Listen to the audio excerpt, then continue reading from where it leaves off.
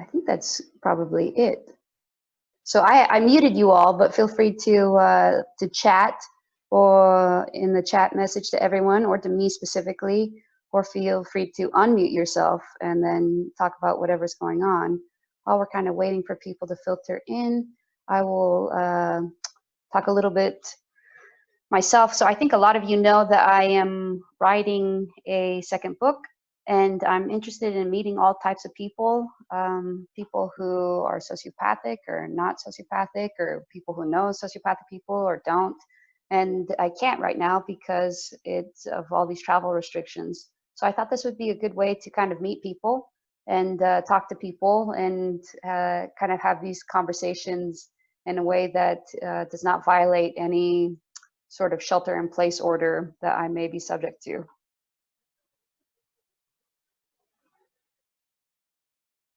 Does anybody have any questions? No questions. All right, I'm going to talk a little bit then, while you guys are just hanging out. I'm going to talk a little bit about this TV show, Luther, I've been watching. Does anybody know Luther? It's a BBC show. The character that I think is like very well written, sociopathic, is Alice from Luther. And I watched it. It came out in 2010 or something. I forget. I think I started watching it in like 2012.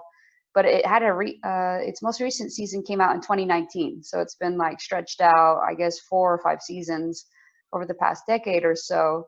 But Alice, I think, is a really interesting character because she's kind of like Luther's sidekick.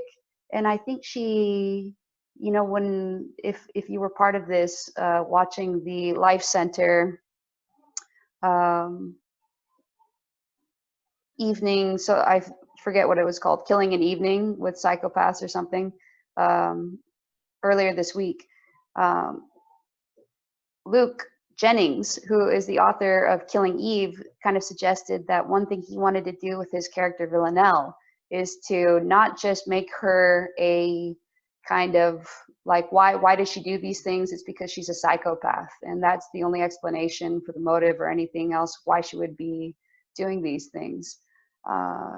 He didn't want that, and I find that to be very common in Hollywood, is that the motivation for these characters who do these villainous things is just that they're a psychopath, and there's no kind of additional explanation for what's going on, when I think the truth is that psychopaths have motivations that are just as predictable as normal people. They just don't have the same types of motivations, but they are consistent in their own way. I think they are consistent. And so to be just like, oh, they're a psychopath, so therefore they will do anything, say anything, be anything, is not necessarily true. I think there are limitations that we see to that. And I should have probably asked you guys to come up with, oh, we got one person waiting, admit. Ask you guys to come up with some questions and answers while you guys are thinking of things, and feel free to just like jump in and ask me a question, especially if you see it first in the chat. If you don't want to unmute yourself, I totally get it. Let me kind of go through some of the notes that I took of that particular discussion that we had, the Killing an Evening. So I tweeted this earlier. They asked me, have I seen anything different from the world in coronavirus? And one thing that I have seen differently is that people are kind of engaging in worse rational errors. For instance, I tweeted this about a friend's aunt who she went to the grocery store and she was crying because there were these old people that were at the grocery store, you know, and she thought that was sad enough. But also they didn't have a mask or gloves or anything, and she wanted to like run up and like give them hand sanitizer. And I'm kind of like, well, okay, we're defeating the purpose a little here. But she also she took the hand sanitizer for the carts, the, what do we call them, trolleys, you know, the things that we put the food into at the grocery store. She stole some of the hand sanitizer at another grocery store, so like nobody else who was like coming up to get the carts or the trolleys would be able to have like access to the hand sanitizer. So same person, very sad that these elderly people are at the grocery store and don't have hand sanitizer, and then also stealing the hand sanitizer from a different grocery store.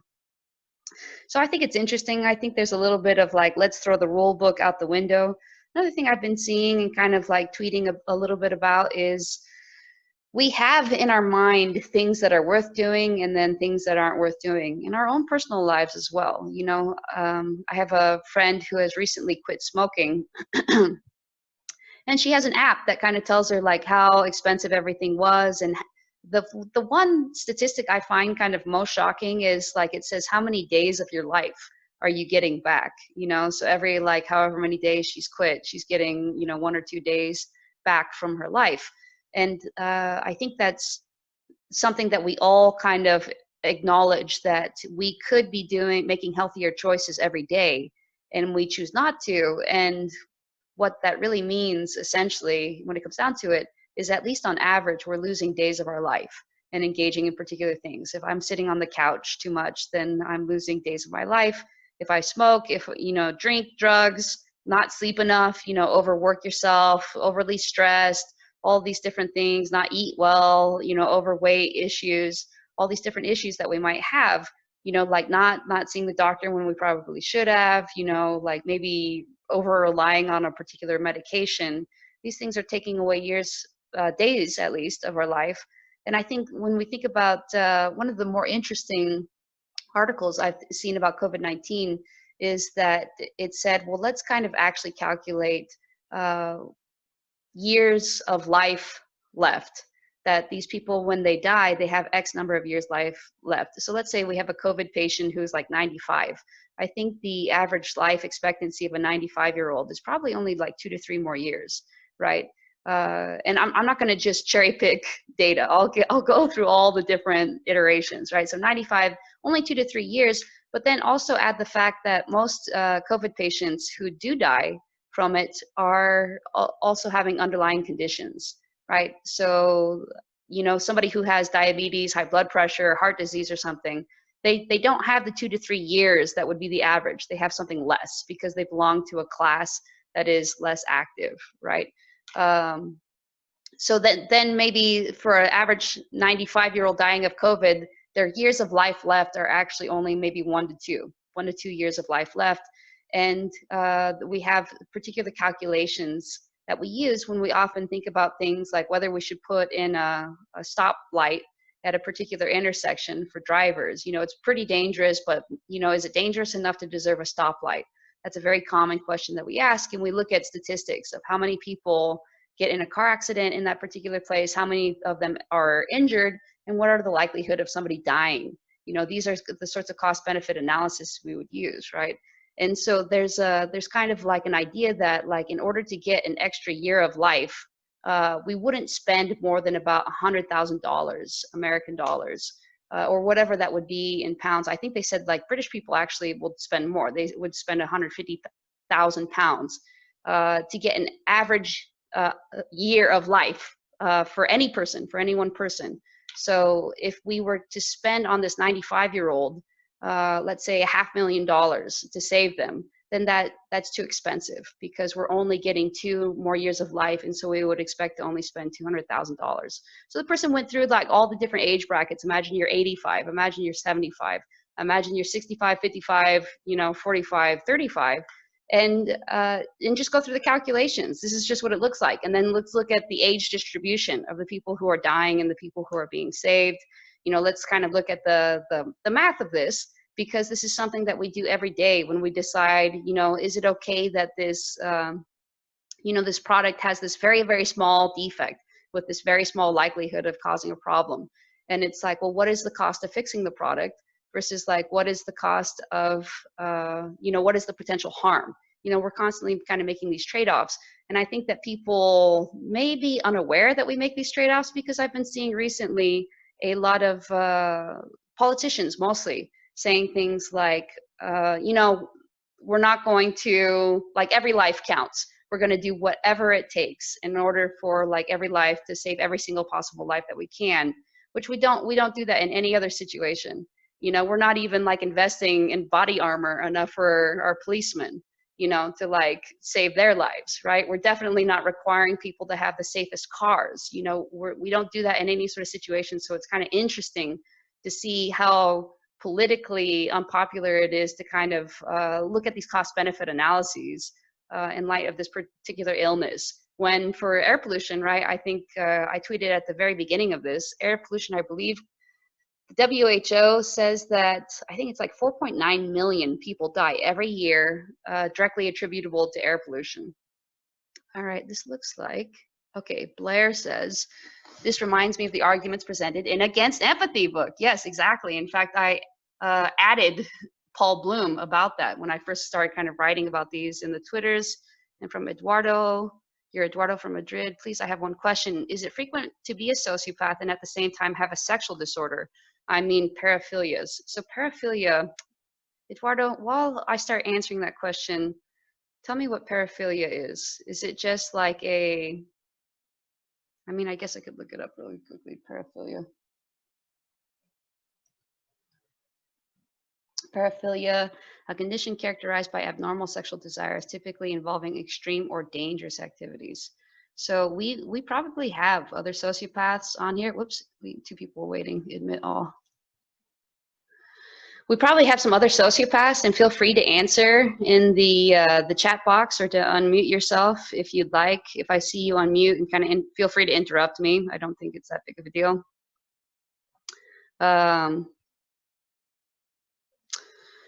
So I would say this about sex. I think that there is a belief that psychopaths, sociopaths have like kind of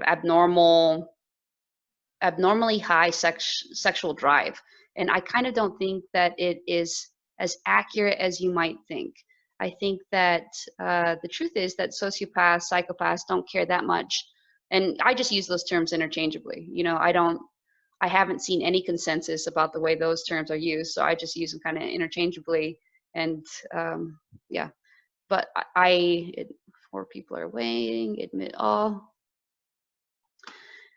A sociopath does not care that much about sex. They don't care that much about, especially I think for most normal people, sex means a lot of different things, but it means a lot of different things emotionally. Even if it's not like, hey, we're bonding over this particular thing, I think for a lot of people, sex then at least means kind of,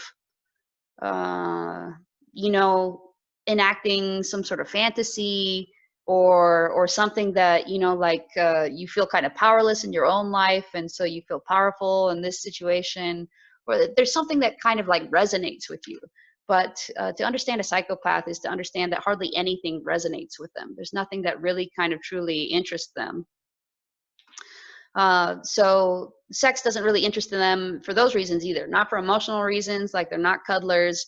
They're not also necessarily going to be interested in that much anyways. Oh, hey, Judas. So I think that's one good thing to understand is they don't care that much about sex, and so that's how they kind of approach things. I do think it's really true that they are reckless regarding sex, but I think it's not a sexual specific thing. I think they're just reckless anyways. I think they you know, they naturally are kind of risk seeking. They don't really care about like mortality. They don't see themselves as like a person to really die, or, you know, if they do die, then it's like, it's fine that this is like what they've happened. Feel free. Can I ask, what are we talking about today? Oh, we're talking about, if you see in the chats, maybe you can see it. Eduardo asked, is it frequent for a sociopath to be, have a sexual disorder, paraphilias? So it's Eduardo, I have a fixation trying to seduce only beautiful women. Same like Ted Bundy only chosen beautiful victims. I only seduce, not kill. So, and Eduardo, do you like identify as being kind of sociopathic, I guess, psychopathic? While he's answering that, I mean, I could see that somebody could have like a particular, let's say like interest, hobby, you know, like I like music or something. And I have liked seducing, especially in the past. You know, I've liked to have a project. I've liked to particularly do something in which I can see the results of my efforts. I think that that's been interesting, you know, whether it's kind of like influencing the other people around me or whatever else it is. Who is answering?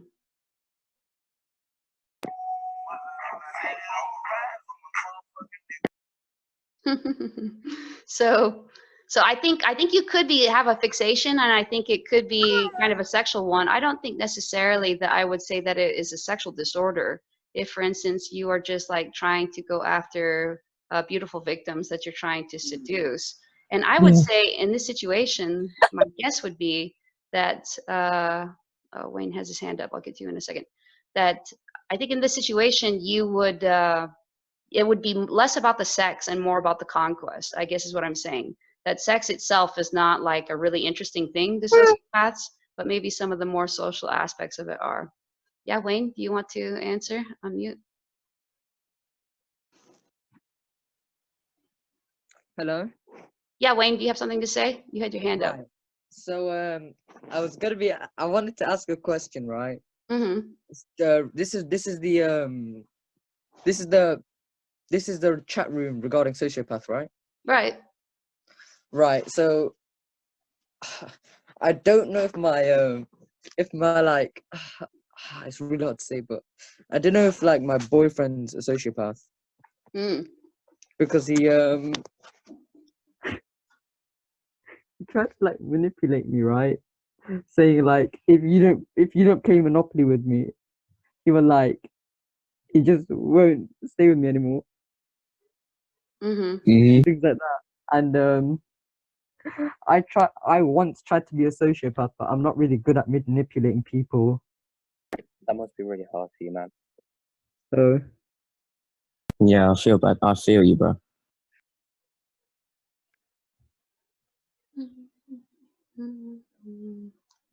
Okay. Anybody else?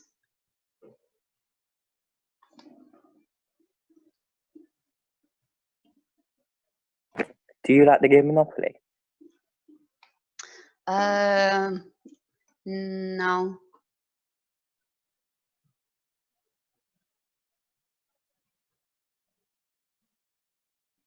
I feel like that was a good question because, or a good like voice thing, because he's got the mentality that he wants to become one, but he doesn't know how to become one. So maybe you could like sort of not like teach him, but give him like tips on how to become one.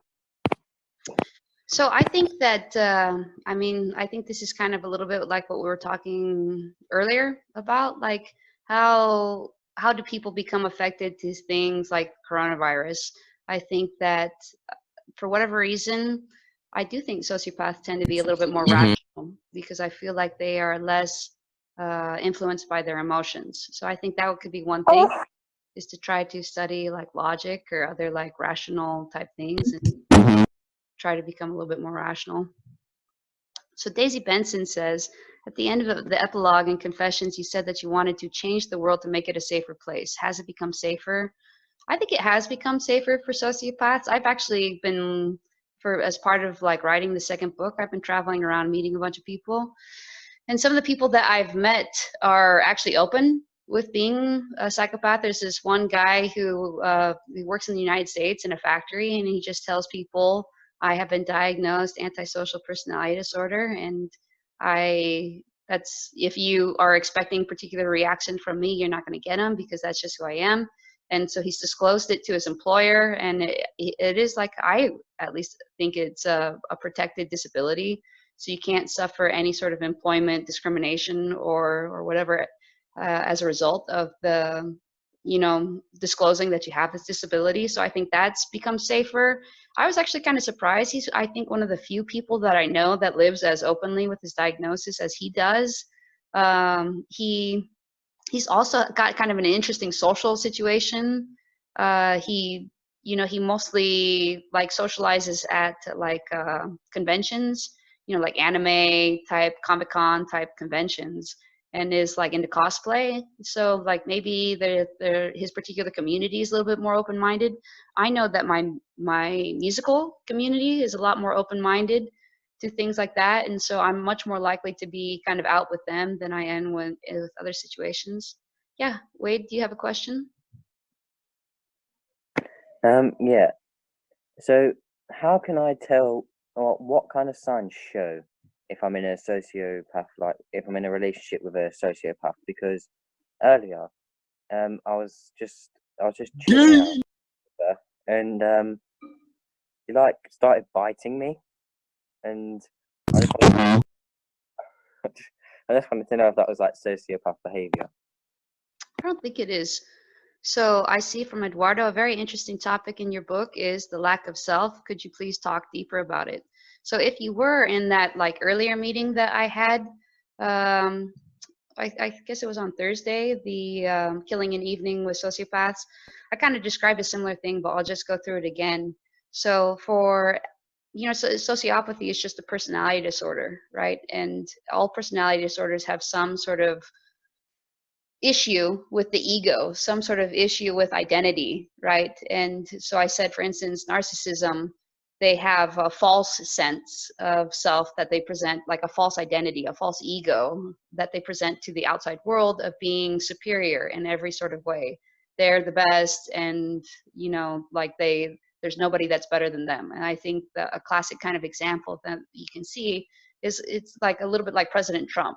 I've heard other people say maybe he's autistic or something, but I think he kind of presents, at least externally, superficially, as a Babe, classic stop touching my balls. narcissistic personality disorder. The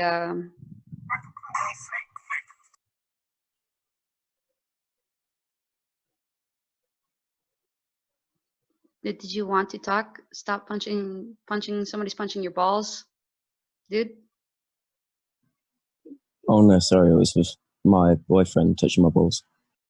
Um, I told him to stop though, so it won't happen again. can you keep it on mute if you're talking to your boyfriend? Yeah, my bad.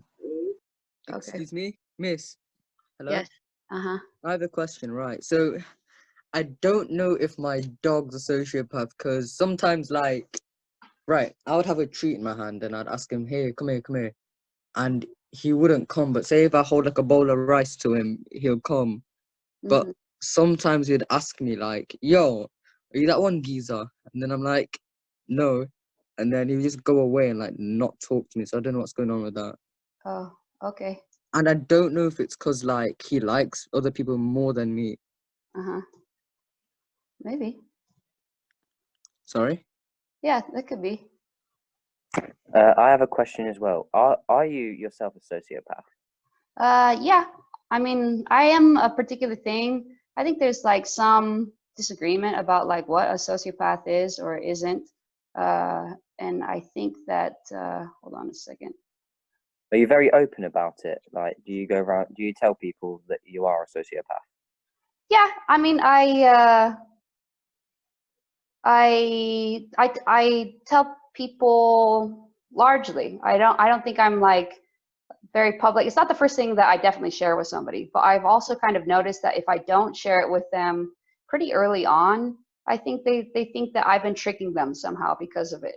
Like, I think that's kind of a little bit of a catch-22 for sociopaths, is that you're almost forced to disclose. Like, I think it's kind of a little bit like what it might have been like to be gay or transgender like 30, 40 years ago, or transgender like 10 years ago, or maybe even like currently.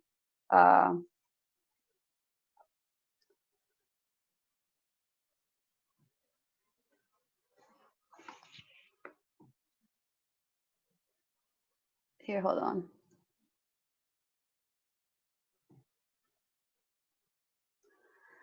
Okay, so yeah, because people are kind of like on the one hand like, hey, we, like they somehow think they deserve to know a little bit.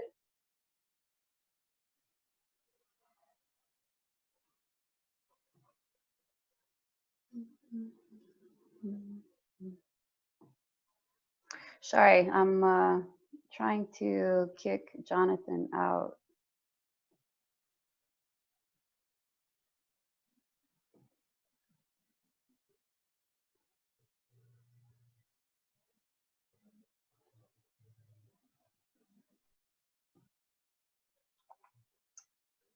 Well, it kind of looks like in the future I'll just have to like buy the better version of this. So I just have a few more options to monitor this. All right, everybody. Thank you for that, and I'll just talk to you later.